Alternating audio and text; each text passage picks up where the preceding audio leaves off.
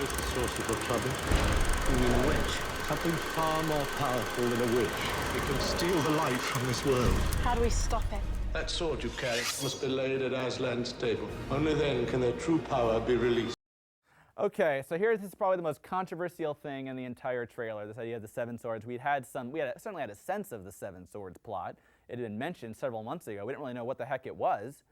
So now it appears that the Dark Island, which is basically more of a green mist, that they have to, is the thing they have to defeat, and they have to unite the seven swords together to do it. How exactly the seven swords would do that and why, not explained. This just sounds really, really cheesy to me. My main issue with this is not that it's, wait, a lot of Narnia fans were freaking out saying, why would uniting swords do that? It doesn't make any sense, you know? Magic unexplained doesn't bother me. That's something that's, I think, throughout pretty consistently in the Narnia books. I mean, Lewis never explains why does the picture in the bedroom draw them in. Well, it just does. You know, it's a child's imagination. Don't question it. That's just the rules. That's just how it is. And that's why it's really important, I think, to read Lion, the Witch, and the Wardrobe first. It was the first book written. Then years later, after Lewis's death, they changed the order. Terrible decision. You should read Lion, the Witch, and the Wardrobe first. One of the many reasons is that when Lucy steps through the wardrobe, that should be, you don't know why it works, why that doorway leads to another world. It just does. And then, you know, they get to Narnia many different ways throughout the series. And most of the time it's never explained. Like, why do Jill and Eustace, why are they able to get through that door and go to Narnia? Never explained. Then we get to Magician's Nephew in a rare exception where Lewis is going to now explain why the wardrobe leads to Narnia. There's actually a very complicated, elaborate, interesting backstory associated with it that leads up to why the wardrobe was created and why it works that way. Now, the fact that he explains that one in Lion, the Witch, and the Wardrobe, you think I wouldn't like it. No, I like it because now you have to look at the way they get to Narnia in Dawn Treader and in The Silver Chair, and you're going to go, well, gosh, there's probably really elaborate backstories associated with those too, but we're not going to hear them. I love the magic of that. If we're just going to focus on this story here, and in your peripheral vision, you might catch glimpses of other stories. We're just going to focus on this one. Lewis actually did that a couple times, where he would, like, even in Dawn Treader, he's like, you know, he actually writes, I don't know how the Lone Islands came under Narnian possession, but if I ever hear the story, I'll be sure to turn it into a book. Never did turn it into a book. In The Silver Chair, he actually says, oh, I should tell you the story of the horse and his boy and Shasta and Bree sometime, and then he delivered on that promise. Another reason why you should read it in publication order, because you've already read Horse and His Boy, you'd be like, wait, what? So he says, oh, I'll have to tell you that story sometime, then he actually delivers on that promise. But the idea that there's all these stories, and we're just getting some of them. Rabbit trail there. All this to say that magic unexplained does not bother me. It's kind of cheesy, I think, like finding the swords. I don't know, it just sounds like a video game thing, or Mario having to find like coins or something to me. It sounds, or maybe Blue's Clues, have to find all the clues. Okay, that's stretching it a little far, but it just sounds like kind of a cheesy thing. That's not my main issue. My main issue is the emphasis. Dawn Treader is not a survival story about people desperately trying to find these objects that will save them. Dawn Treader is a story about people out of a sense of personal responsibility, about wanting to right the wrongs that were committed, setting out, because, you know, Mira has banished the seven lords, Caspian as a Telmarine feels a sense of responsibility to right that wrong. That's why he sets out, and then on top of that, more importantly, you have the longing for the world's end, the sense of adventure, sailing into the unknown, the magic and adventure of that Reepicheep the character captures so well. Reepicheep is not the star, but he captures the heart of Dawn Treader so well at the same time. That's my main concern, that the emphasis has shifted. Are they changing this into a survival story about saving Narnia? It's like, that's not Voyage of the Dawn Treader. Why even make it if you're going to fundamentally change something like that? Now, again, the trailer indicates this is like the backbone of the plot. Trailers lie, though. That might not be the case. This is just me telling you, this is the sense I get from watching the trailer. I hope that's not the case. If the Seven Swords plot's in there, if that plot with the Seven Swords is in there and it's not that big of a deal, okay, and the emphasis is where it needs to be, on the sense of adventure, the longing for one's true home, the personal responsibility, righting what was wronged, okay. It's the emphasis that concerns me. The trailer doesn't look like it is. It looks like it's all about finding these seven swords. Hope it's not. It does the most controversial thing in the whole trailer. Pretty cool shot here of the Dawn Treader. I'm not sure if this is the Dark Island or, well, probably not, because it's not green. They made the Dawn Treader green. Or sorry, the Dark Island green. But a really cool shot of it going into a storm here. I love the camera move. Again, visually, everything in this trailer is pretty great. Love that you kind of feel a sense of rocking back and forth, and you feel like you're on the ship. I love the lantern on the back there. This really excellent shot. And again, I'll just say again, love the design of the Dawn Treader. It doesn't look quite how I imagined. It looks better than what I imagined. I have nothing but positive things to say about the look of the Dawn Treader. Again, also very fearless. They didn't try to make it more grounded in reality. They went for it. It's a frickin' ship with a purple sail and a dragon prow. You know, they didn't try to like ground that and make it more realistic. You know, love the design of it. And here we are. I can make you my king and much more. My king. We got Edmund holding Sting there. I mean, really, blue. Of all colors, why would they pick blue? Appears, first up, I gave my thoughts on the White Witch in the last trailer analysis. Just really briefly here, why do they have, certainly lessens Aslan's power, like I said earlier, and also, why do they have to keep on recycling old ideas from Lion, the Witch, and the Wardrobe? Edmund, come with me. I can make you my king and much more. My king. No! Edmund! Why can't they do new things? And now we have Edmund. It kind of ties into this as well. Edmund kind of going back to who he was in Lion, the Witch, and the Wardrobe. This is really, if Edmund is being tempted by the witch, it looks like maybe he's going to give them a sword. Maybe Rinden's one of the swords they have to unite. That Edmund is tempted to give them, the witch, the sword. Not sure if that makes sense, because I don't think the witch she would be real. She would just be something in Edmund's imagination. Depends on which version of the book you read. So does the Dark Island actually make things real, or does it just make you see, does it make you dream them, essentially? It depends on which, the book's not clear. Now, one version, I can't remember if this is the American edition or the British edition, one version actually says, and all at once everyone realized that there was never anything to be afraid of.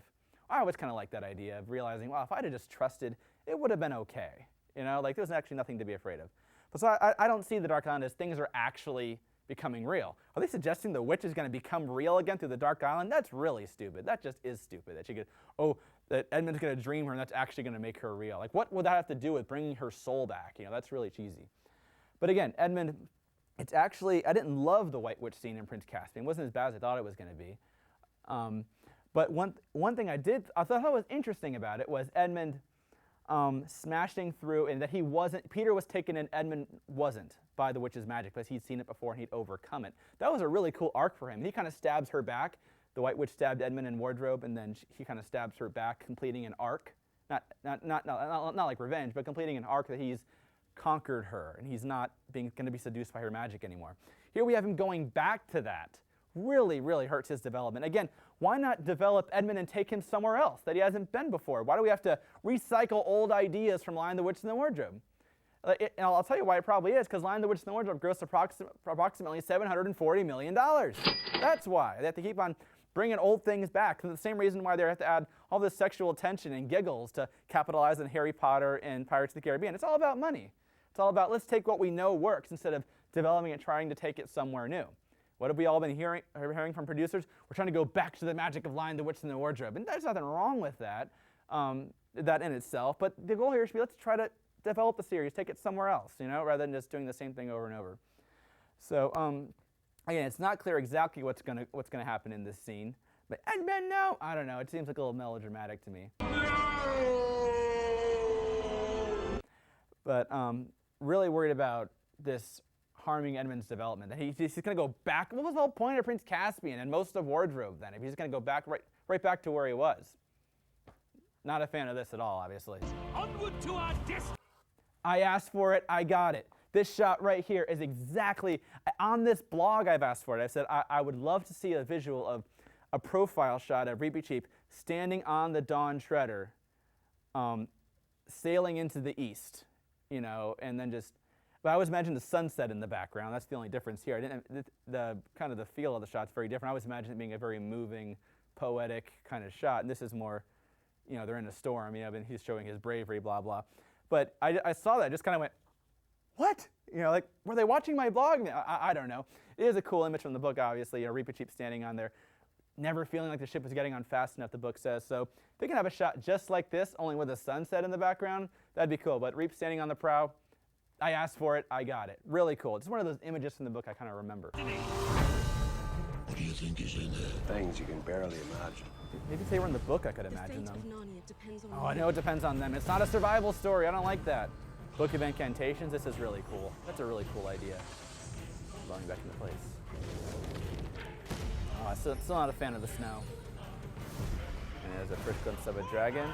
Here's a sword fight. Now, again, if you read the movie storybook plot summary that Icarus typed up, apparently they come to the lone island and they think it's abandoned, and then they find this bell tower that looks, I guess it looks run down, I can't remember what it says, and they find this book of a list of all the slaves that have been sold or whatever, and apparently the souls have been like eaten and gone east, all the crap from the leaked script, all the cheesy, weird stuff, way too much weird stuff in this movie, I think. Granted, there's a lot of weird stuff in the book too, but I think they're like taking it so far, it's like, that's not the book. But then apparently they go to this place, and they're reading this book, and they think they're alone. All of a sudden, guys, I'm not sure how they thought they planned this or whatever, but guys like rope down around them and start fighting them, and that's how they're enslaved. That, I think, it could be really cool. I just like the idea, I like the eeriness of they think they're alone, and it turns out they're not.